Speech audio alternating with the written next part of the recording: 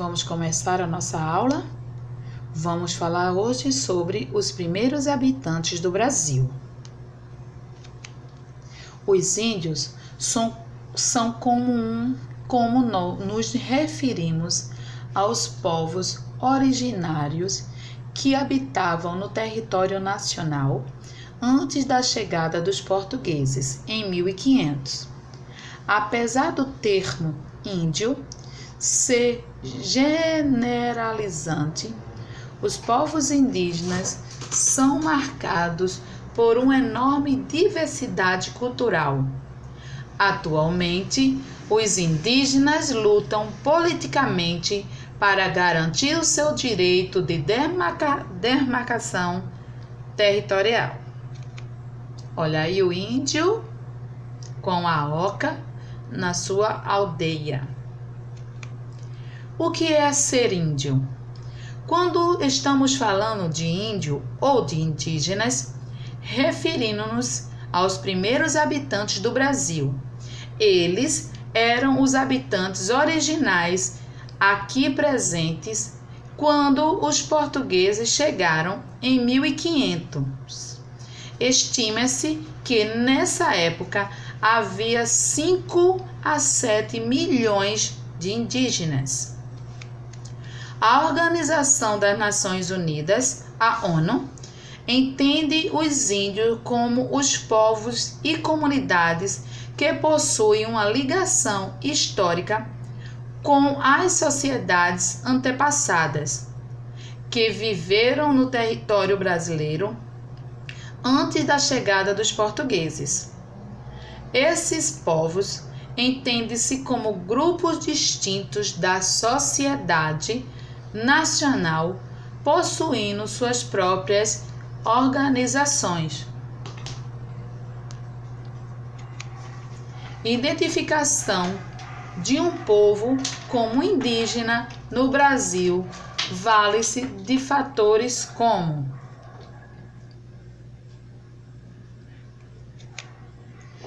continuidade histórica com sociedades pré-coloniais, ou seja, a descendência direta de povos que habitavam no Brasil antes de 1500. Sistemas sociais, econômicos e políticos bem definidos. Os povos indígenas possuem formas de organização distintas da sociedade nacional. Essas formas indígenas não são padronizadas, mas marcadas pela diversidade.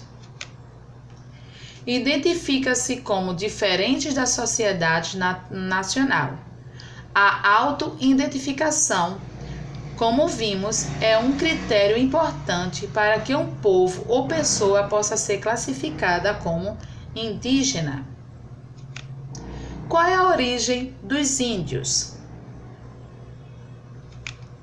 Como vimos, quando os portugueses chegaram ao Brasil em 1500, cerca de 7 milhões de índios por todo o território nacional. Então, tinha cerca de 7 milhões de índios.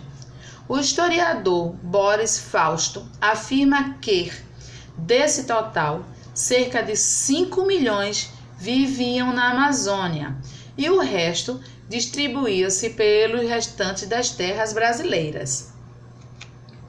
Nesse momento, existiam 3 grandes áreas de povoação indígena que agrupavam centenas de povos: a Amazônia, o Planalto Central e o litoral brasileiro. Esses locais eram habitados por diferentes povos que tinham seus próprios modos de vida e seu próprio sistema de convívio e guerra um com os outros.